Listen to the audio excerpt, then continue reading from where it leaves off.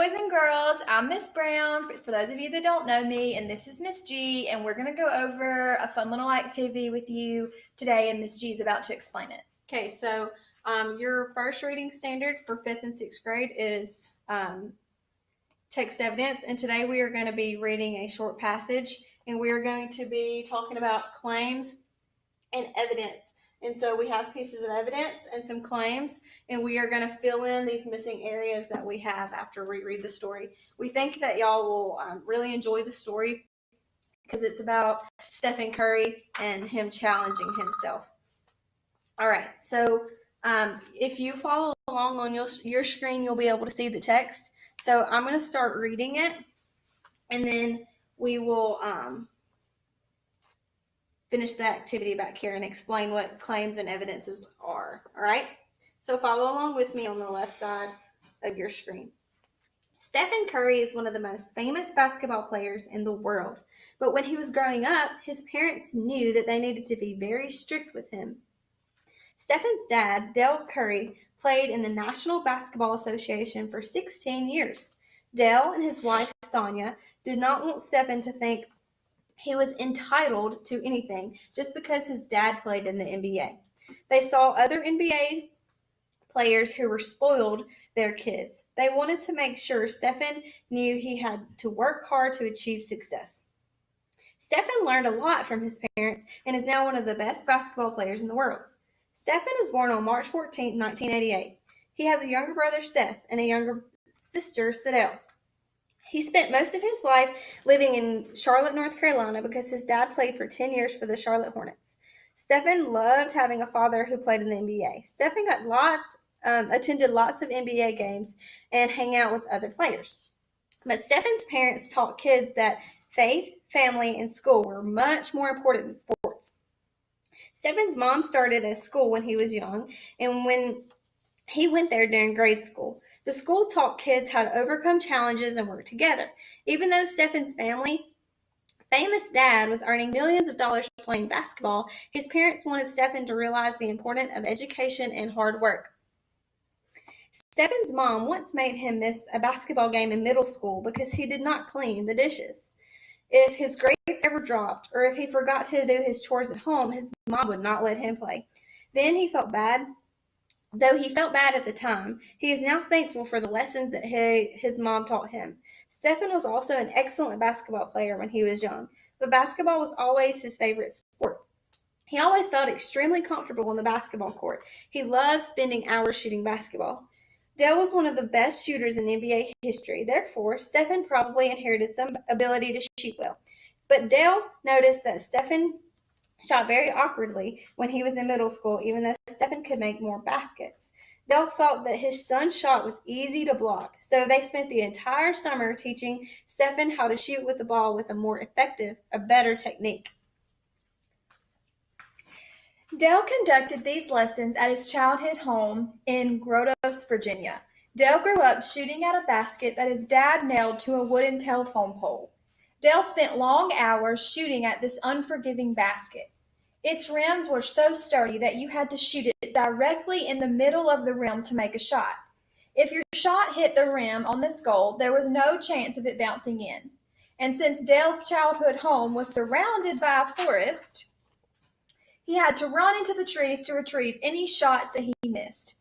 There was also an electrical box that buzzed nearby, which made him learn to block out any noisy distractions.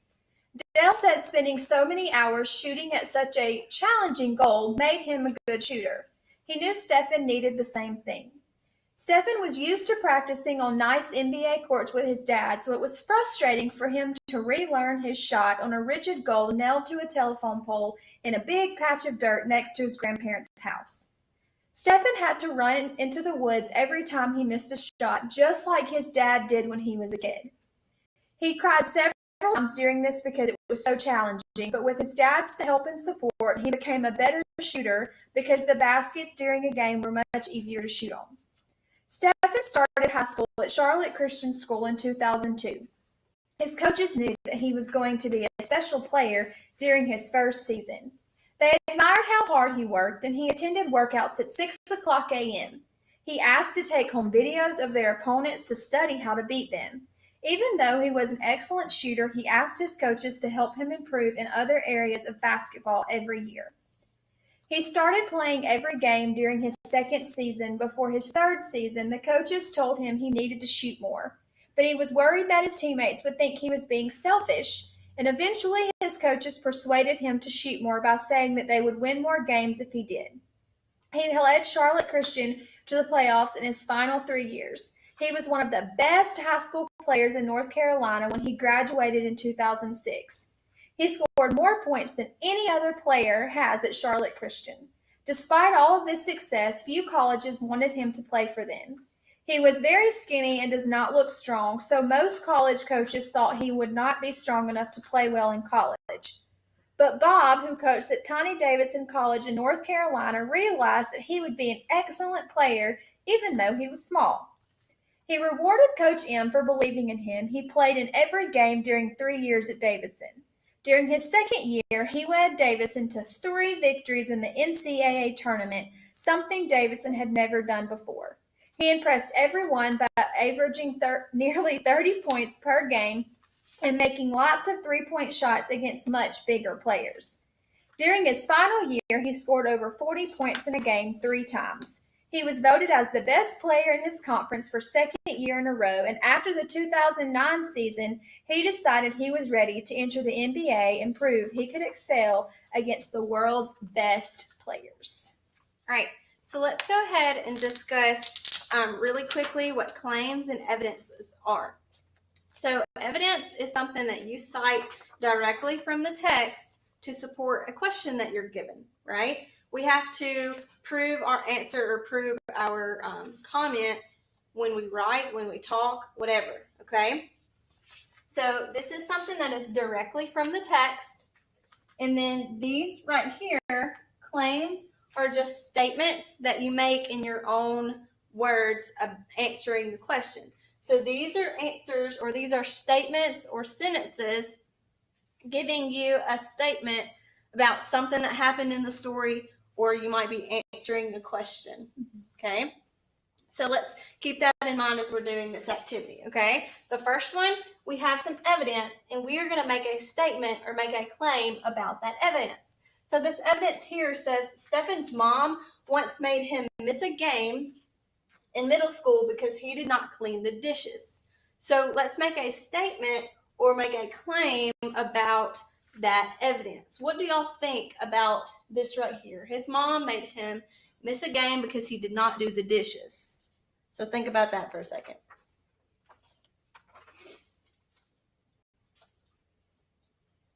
Okay, so Miss Brown, what do you think would be our claim here? I think that his mom was trying to teach him how to be responsible in life. And that way, when he grew up and he was playing basketball or had a family of his own, he would know that he had to take care of all of his responsibilities, not just the playing basketball for fun. Yes, so that's what we're going to write. This was in her own words. So we're going to write that claim or that statement here. It's going to be his mom taught him to be responsible. And putting these claims in your own words when you're reading through text will help you when you're in your writing too, because you have to do that to get those big points in your development of ideas and organization and all of that when you're doing your writing, which you saw some videos about that by Ms. Coleman and even Ms. G in earlier videos. Yes, that is our commentary in our own words, okay? So now we're going to have a claim, and we're going to back it up with something from the text, okay? So this claim says, practice makes perfect. We read about Stefan and his ability to shoot and to play basketball very well, just like his dad did. But where in the text does it specifically talk about him practicing and getting very good at a certain skill? We can look back in our text over here, and you probably are thinking of a few right now that he did. But one in particular that we want to talk about is going to be in paragraph 7, right? Yes, and it says it again in paragraph.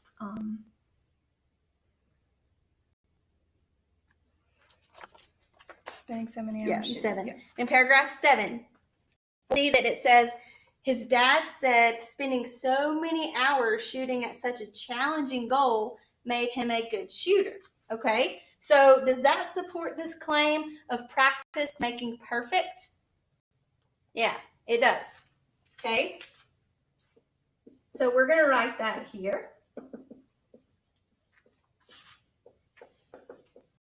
Spending so many hours shooting at such a challenging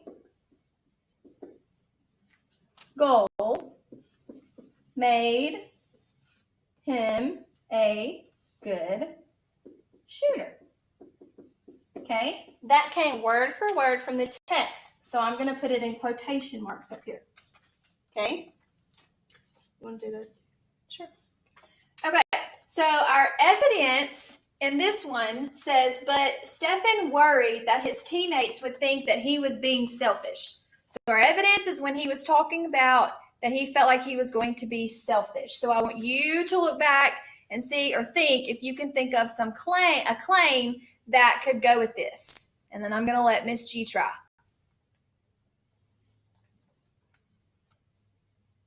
All right, Miss G, what do you think? Well, it says in the text that his coach wanted him to shoot more, so we could put that over here. But is that in your own words? No. So I want you to try again, because remember, our claim and our commentary need to be in our own words. So what is something else that we can think of? What's something you can come up with about this piece of evidence? Well, that's telling me that Stephen thinks about others more than himself. Good job. So put that in your own words. We can say Stephen thinks about others before himself. So you see, at first, Miss G gave another piece of evidence as her claim, and we got to remember that our commentary has to be in our own words. Okay, so now this last one, we're given the claim, boys and girls, and it says, working hard leads to success. So that's our claim, and now we have to find a piece of evidence that backs that claim up, that working hard leads to success. So I'm going to let Ms. G look and see if she can find some evidence, and while she's looking, I want you to be thinking if you can think of some, and then when Ms. G is ready, she'll share what she thinks. Okay. Might back that up. The whole text is discussing him trying to get better at basketball to be successful. So there's some all the way through. So if you don't find evidence that matches mine, that is perfectly okay. Everybody's going to have something different to say, okay? But the one I'm going to choose is, even though Stephen was an excellent shooter, he asked his coaches to help him improve in other areas of basketball every year. Now, another term that we talk about with evidence is relevant. We got to make sure that our claims match our evidence. So this one said working hard leads to success. And then my evidence is, even though Stephen was a good shooter, he asked his coaches to help him improve in other areas of basketball every year. So does that match up? Was he working hard to be successful?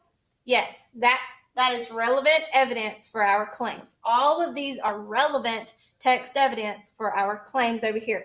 They match, they go hand in hand with one another. So I'm going to write that down. And so you want to make sure, regardless of what text you're reading, whether you are reading this text about basketball or you're looking at a text on a cold read or even the state test, you want to make sure that when you have a claim, whatever you're saying, you back that up with evidence, and that claim is in your own words. But you also want to make sure, boys and girls, that you have relevant text evidence. You can't just throw any old piece of evidence in there and say this works just because it's in the text. It needs to back up what you are saying to be relevant. Okay? Yes. And for example, this activity was just something fun for us to do. However, these could easily be part A and part B questions on a test. So if it asks a question about how does the author prove that practice makes perfect? That would be part A. Your evidence could be spending so much hours shooting at such a challenging